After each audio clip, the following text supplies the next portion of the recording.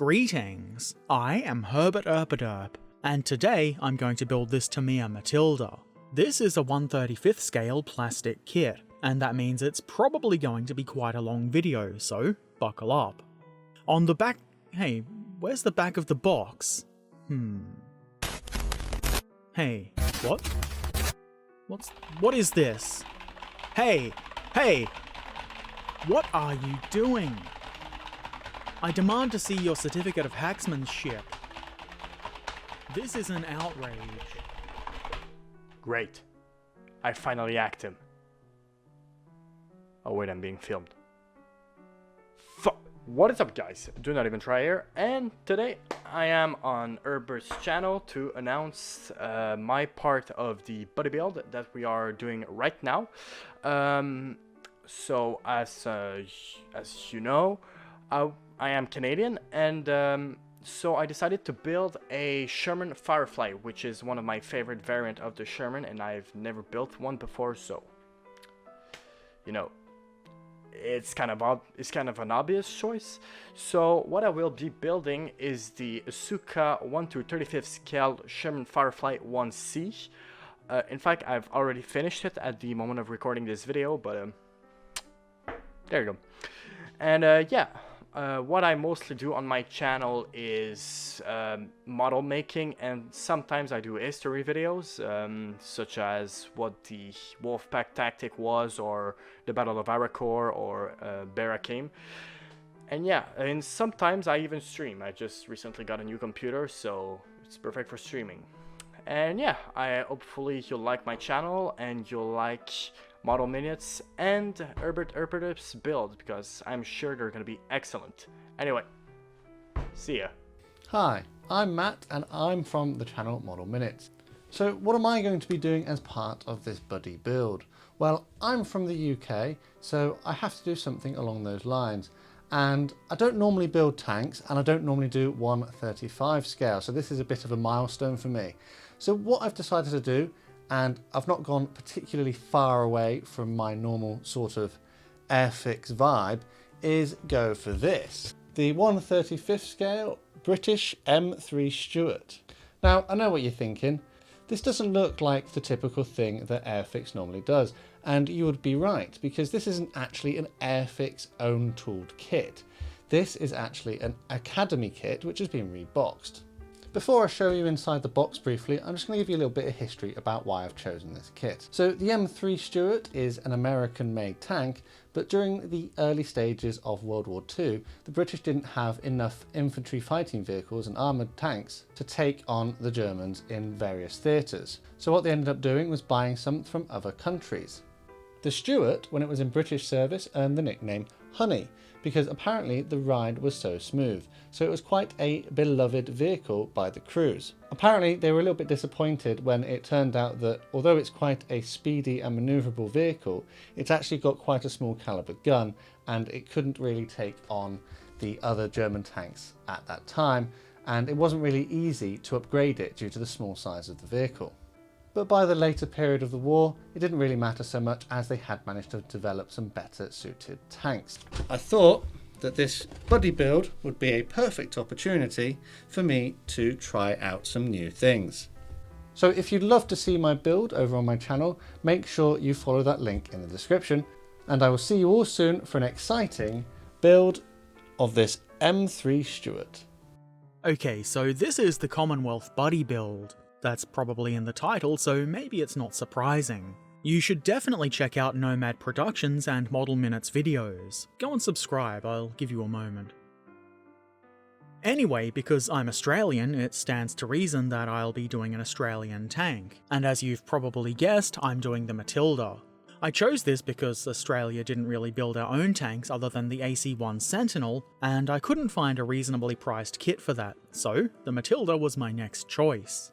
But that's a British tank, I hear you say. Sure, but Australia did modify it enough that there are enough external changes to set it apart. Plus it's just a cool tank. To reflect the external differences, I've got some photo etch and resin parts to add. I'm not modelling a specific tank, and I'm sure there are going to be some historical inaccuracies, but I'm just doing this for fun. I thought the idea of a Commonwealth Buddy build was interesting, and so why not? So that's the basic idea. Let's have a look at what's inside this box. There's a pile of sprues in their own bags. I don't really want to make this video any longer than it's already going to be, so I'm not going to narrate every part on these sprues. They can speak for themselves. Well, they can't, they're inanimate objects, but you can look at them and come to your own conclusions. I will say though that I was quite pleased with the quality of these parts.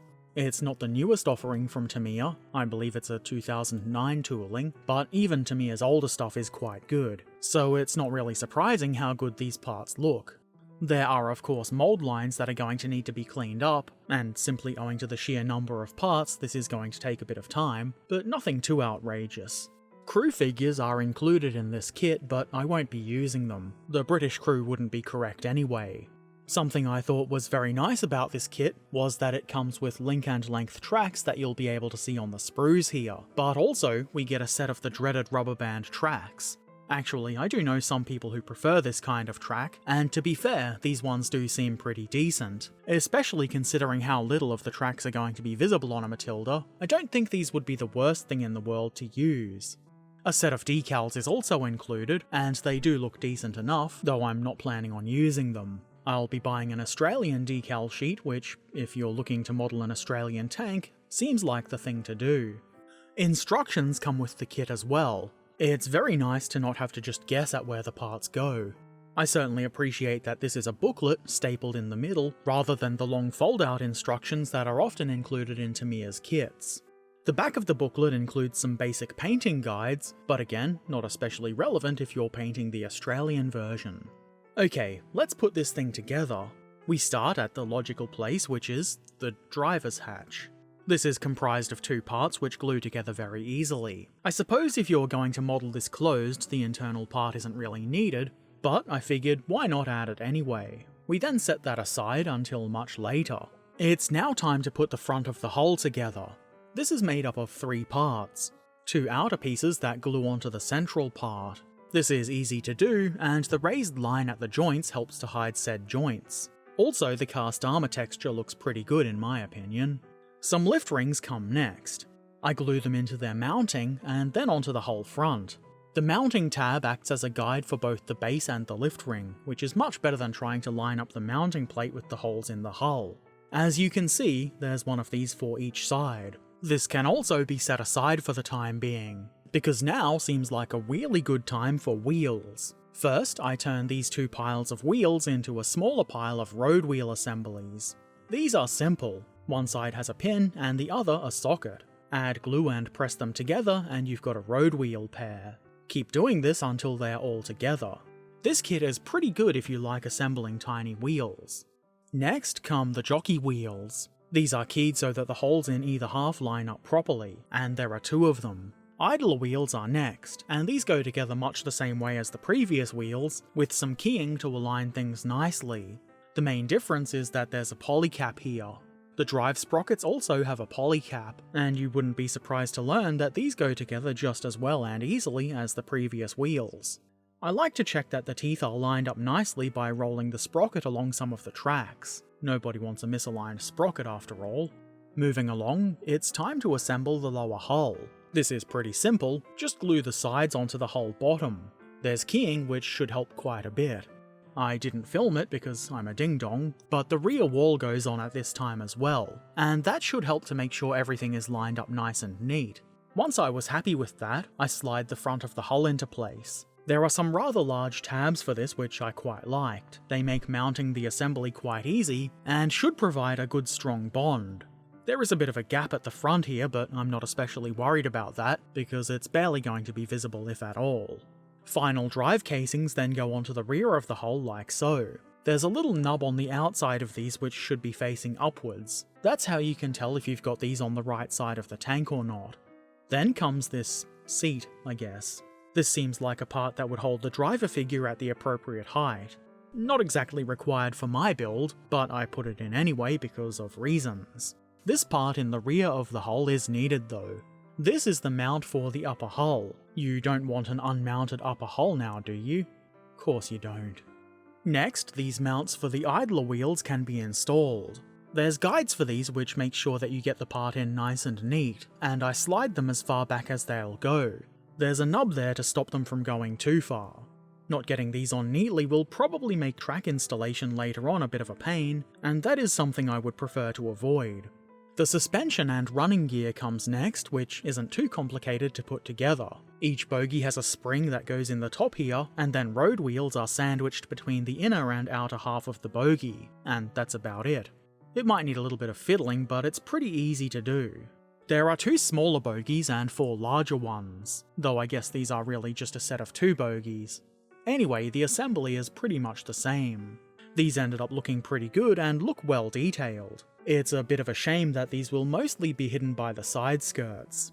I assemble the jockey wheels next, which involves mounting the wheel onto an axle, and then sandwiching a piece of suspension between the bracket bits that hold the wheel in place. Obviously, you want the mounting socket to be facing the right way, so do be careful not to assemble it backwards. Instead of putting those parts aside and doing something else, why not install them on the hull? There are fairly obvious mounting points for all of the suspension components, and it should be pretty hard to get this wrong. You may need to do a little bit of nudging to make sure all the wheels line up nice and straight, but that's pretty simple. The result is quite wheelie, I'm sure you'll agree. You don't really get to see this aspect of the Matilda very often, and I think it looks pretty interesting. Moving along, I attach these brackets, I guess would be the term. These easily mount into the slots on the hull rear. There are notches in these to prevent them from being slid further down the hull than they should be. I used the upper hull to test fit and make sure that everything would line up nicely. Test fitting is good. I then set about assembling the inner hull side part, whatever this is called. Towards the front there's a sort of cover thing, and then there are these 6 small wheels which are glued into the obvious recesses for them across the top of the part. These are return rollers, and there's one of these assemblies for either side of the tank. This assembly is then glued here on the sides of the hull, easily guided into place by some guide pins. A little extra glue and some pressure and the part is on. How about some tracks now? I start with the 6 links that go onto the drive sprocket. It's a good idea to leave the drive sprocket unglued at this time. Once you put it on the hull, the polycaps should hold it in place quite nicely. Being able to move this if you need to when putting the rest of the tracks on is quite helpful. The instructions show how this should all go together, and I doubt you need me to show you in great detail. I chose to install the top run of tracks before the lower, starting with 2 sets of 3 links, and then a much longer part. Then, back to the rear, I install another section of 3 links with 1 individual link where the tracks will contact the road wheels. Then comes the long bottom run of tracks, and I do a bit of nudging to make it look like the tracks are sitting naturally coming down from the drive sprocket. Assembly at the front is quite similar. I would say the fiddliest part was getting the individual links to curve around the idler wheel and sit nicely. That said, it wasn't too difficult. The final couple of pieces pretty much drop right into place, and then the tracks are on. I have to say that these are some of the best link and length tracks I've encountered so far. I was initially considering getting some individual track links for this, but I'm glad I didn't. I save money this way, and it looks good. You could also, if you prefer, use the rubber band tracks. I think they might be a bit easier to put onto the model, but there may be issues bonding them and such. I'm sure they'd do the job, but I think the link and length tracks are better, and definitely worth the extra time to put them on. Next, I drill some mounting holes in the upper hull part. The instructions say to drill more than I did, but I won't be installing the spare track links on the front fender parts, so it wouldn't make sense to drill the mounting holes for them. Refer to the instructions to make sure that you don't drill unnecessary holes. That way you don't have to later fill those holes. I follow that by installing the driver's hatch. The hatch on these is interesting, in that it slides into place over the driver, rather than being hinged. There's a little frame that holds this in place, and I suspect this allows the hatch to be slid back and forth, though I have glued it all solidly in place. Then, toward the rear of the hull, I install 2 polycaps into this tube. Onto the end of that, this part can be glued. The cutaway bit should face the rear, and there's nothing especially tricky about this. These little inserts, whatever you might call them, are to stop there from being big gaps in the rear of the hull, and they're quite easy to get into place. Instead of gluing the upper hull into place, it's time to add some detail-y parts. I think these little box things I'm putting together are lamps, but I'm not sure. Whatever they are, they're very easy to assemble. I was also uncertain if they should be on the Australian version of the Matilda, but I figure if I want to remove them, it should be easy enough to do. They mount into some slots on either side of the hull, like so. Pretty simple. At this time, if you've drilled holes for them and you wanted to use them, you could install the spare track links onto the fenders. Next, I glue the engine deck cover thingies into place. This is easy enough, and I think it looks really good. It's kind of a shame that this is mostly going to be covered by Marsden mats and a ton of stowage. Then, further up the engine deck, I install, unsurprisingly, I'm not totally sure what these are, armoured air intakes? Whatever they are, they're not too hard to put onto the hull, but do pay attention to the part numbers. They're all slightly different and have their specific places. You can see this at the hinge parts. That's where the main differences are. Eventually they're all in place and looking quite good, and again I'm a little sad that they'll almost entirely be covered. Next, because I forgot to do it earlier, I drill out a mounting hole for the tanker bar that goes on the left side of the hull, and then I install said part, because why not? A shovel goes on the right side of the hull, though I'm not sure this is entirely accurate for the Australian Matilda, and the resin stowage does have a shovel, but I think it looks interesting here, so why not? Next come these doobers on the side of the hull, in line with the cover things I installed a few moments ago. Initially I didn't know what these were, but it turns out that they're hinge parts for even more armoured cover parts. These slot nicely into place and have little notches in them that will line up with the raised portion of the hinge bits, unless you've done it wrong. The trick is to just not do it wrong, I suppose. Along the right side of the hull in these holes I mount another bar. You could probably use this to jimmy all kinds of things open. Also, I feel like I should apologise for some of the out of focus shots. It's hard to do good filming when you're incompetent.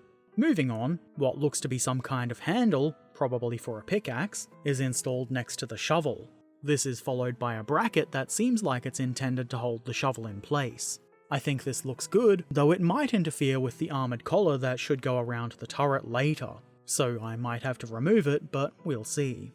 This little hook thing, which will probably be completely invisible once the stowage is on, is installed here in the centre of the rear engine cover things. Next, I install the rear lift rings. The plates for these are different to the ones at the front, and they mount into some fairly deep recesses. Once they're in place, the lift rings themselves are pretty easy to install. I'm considering hanging some chain from these, or something like that, just because it might look interesting. The instructions at some point include a towing cable with some interesting looking end parts that should run from the front to rear of the hull, but I'm not using that because it will interfere with the stowage. Next, I install this pair of latches for the armoured covers. Nothing tricky about this other than the fact that these are kind of small and easily lost. Protective bars for these lampy things come next, if they are indeed lamps. They go on both sides of the hull and are easy to position, though you might need to do a bit of nudging to get them all nice and vertical. I then decided that now was the right time to join the upper and lower hull parts together. The forward part slides under the top of the hull front assembly, and then we can press the rear downward, sliding the guide pin into the mount where we put the polycaps earlier. It strikes me as an odd way to join the two halves of the hull together, almost as though they intend for it to be taken apart again. I don't plan on doing that though, otherwise I wouldn't be using glue. I then assemble the fuel drum. The main two parts go together pretty easily, though there is a bit of a gap along one side. As luck would have it, that's the side that'll be facing the hull, so it shouldn't be too visible. The end parts go on next, and that's not too hard to do. Just make sure that you put them on the right way up, with the mounts for the handles facing towards the top of the tank. I guess it makes sense to then install said handles, which is also pretty easy, though I did almost break these when trying to clean them up. I then assemble the mufflers. Being a ding-dong, I wasn't paying attention to the instructions, and I glued the two halves of this together without realising that you need to sandwich some of the pipes in between those two parts. So I had to pry it apart and kajigger the parts into place, and I did almost break some bits. I got there in the end though. Hopefully you can learn from my mistakes. The other two pipe ends slot into place nice and easily, and then I glue the muffler assembly onto the rear of the hull, like so. I think the exhaust system on the Matilda looks pretty interesting, but it can be a little fiddly. A short section of pipe is installed here into the recess on the rear of the hull, and then the long parts that go up around the engine deck and into the middle where the engine is can go on. All of the connections needed some nudging to sit properly, but eventually I got there. The process is repeated on the other side of the hull, and the exhausts are on. Very interesting to look at, in my opinion. I then install this little thing. Maybe this is some kind of marker light or something. Whatever it is, it goes into place easily enough, as does this platey thing. I think this also has something to do with identification and maybe convoy lights or something, but I don't know. Next, I install the mounting brackets for the external fuel tank. These aren't especially hard to put on, though do be sure that you put them on the correct side of the tank. I didn't at first, and they looked very wonky and weird. Putting the fuel tank in place should help line things up nicely. It is still slightly imperfect, but it looks much better than it did the way I put it together initially. This should look even better once the stowage is in place, and that might hide some of that slight lopsidedness. Then it's time to work on the side skirts. I glue the track tensioning idler wheel mounting part into place. There are guides for this, making it very easy. Next, the return roller parts. There are 6 of these, and they're not hard to get neatly in place. As you should be able to see, this skirt part has a bow to it, which is kind of annoying, and I'm hoping this will be corrected by gluing it onto the hull, which is what I do next. This goes pretty much how you would expect. I add glue and sit the part in place. I apply pressure to try and minimize the gap as much as possible. Unfortunately though, there is still a bit of a gap along the top where they join the hull. That probably needs to be filled, but I won't be doing that in this video. Then, to fill the huge holes in the front of the hull, I add these parts. As long as you put them in the right way around, they should drop right into place. I add glue, which, being Tamiya extra thin, seeps into the gaps and forms a good bond. Headlamp assembly is next. These are a little bit fiddly, but not too bad. Do bear in mind that both lamps are a bit different, so follow the instructions and use the correct parts. I then add this little cover for the, I assume, driver's direct vision port. It took me a few moments to decide if I wanted this part up or down, but I settled on down. The driver doesn't want to see what's ahead of him. Actually, maybe he does, but prefers to use a periscope. I glue the top of the driver's periscope into place next. This is pretty simple. After that, I mount the headlamps. Be sure to put these on the correct side of the tank. The curved mounting bars should sort of curve outwards from the center of the hull. I think these look pretty good. The time for turret is now upon us, and to start, I've drilled out a bunch of holes in the turret body, though not all of these holes were needed, so depending on what you actually plan to mount onto the turret, you'll have different holes to drill in different places. The first thing to assemble is the guns and mantlet. The coaxial machine gun is moulded into the inner part of the mantlet, and this nicely slides in through the back of the front part. I really like that the machine gun has been slide moulded so that the end of the barrel is hollow. It looks much better than if I'd had to drill it out myself. I then glue the main gun into place, which I believe is a 2-pounder. Not exactly overpowered, but good enough for its role. I did consider buying an aftermarket gun, but the gun included with this kit is pretty decent looking and only required a tiny bit of cleanup. I add polycaps to the mounting points because that's what the instructions want, and then I add these, I guess you might call them trunnions. I test fit this with the turret front part to figure out the elevation I wanted, and then I glue the gun assembly into said turret front part. I glue that assembly onto the front of the turret, which is about as easy as it looks. And it does look quite easy. I did apply a bit of pressure here to make sure that the part stays there and that gaps are minimized. Then why not glue the bottom of the turret and turret ring part into place? There are some guide pins for this and it's quite easy to do, though unfortunately there's a bit of a gap around where those parts go together. A bit annoying to be sure, but nothing a little bit of putty won't take care of. I'm already going to have to do some puttying, so what's a little bit more? The commander's cupola comes next, which is comprised of 2 parts. I like how they've used the little hook things on the sides as keying. Once that's together, it can go into place on top of the turret, and there's keying for this so it only goes around one way. I did experience a moment of confusion here, where I was unable to find the mounting hole for the spotlight. I couldn't find it because it needs to be drilled, and I didn't notice in the instructions. Pay attention to the instructions, kids. They're quite helpful. Fortunately, there's a guide for this on the outside of the part, and it can be done at this point with no issue. Sometimes you just get lucky. Why not install the 2 halves of the commander's hatch next? I'm modelling mine closed, obviously, but this can also be modelled open. I add a bit of extra glue from the inside because that's a good way to minimize any glue mess, and the result is very hatchy, I'm sure you'll agree. Because sometimes I forget to film things, because I'm a ding-dong, we can see here that I've installed a vision device cover on the commander's hatch, and one forward of the cupola. I've also assembled the searchlight and installed that into the hole I drilled for it earlier. Next comes this, well, I don't know what it is, some sort of thing which fits nicely into the 2 divots on the rear of the cupola. And then a blade sight for the commander. I nudged this around until it looked to be in the same place as the instructions showed, lined up with the flat front edge of the turret. Then I installed this rack. Please insert nice rack comment here. I would later remove this, but it's not hard to put on.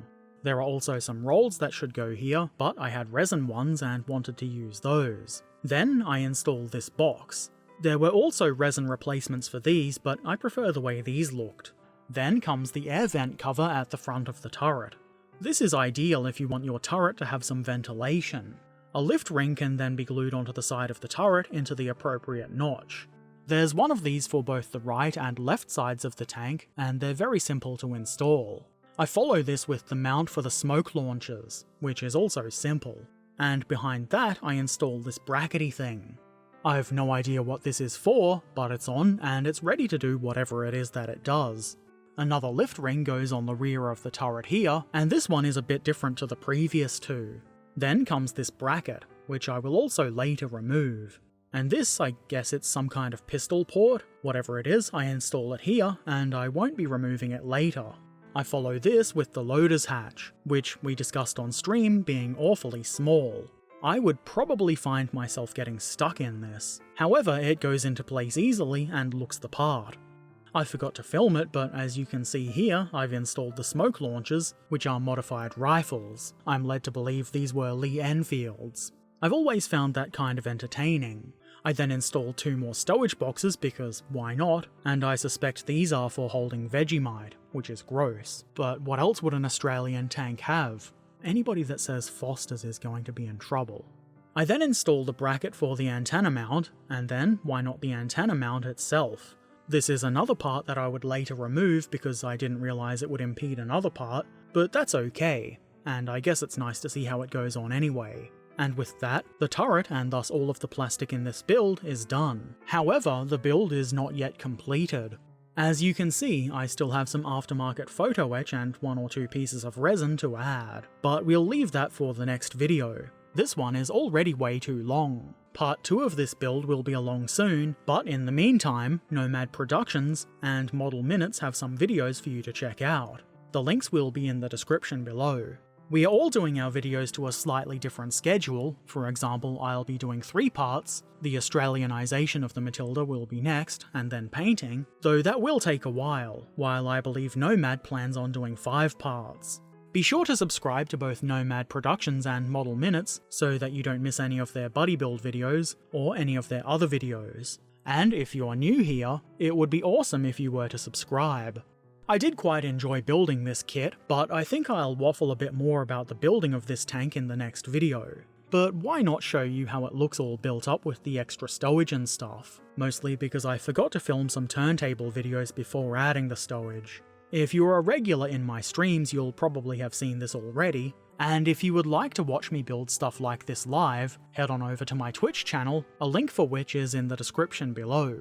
If you have any questions or comments, feel free to put those in the comment section below, and if you've not done so already, why not subscribe, follow, ring the bell, become a patron or YouTube member, or maybe just come say hi on Discord or Twitch. Links to all of those things are in the description below. And, as always, I shall return soon, so until then, be excellent to each other, and thanks for watching. Farewell.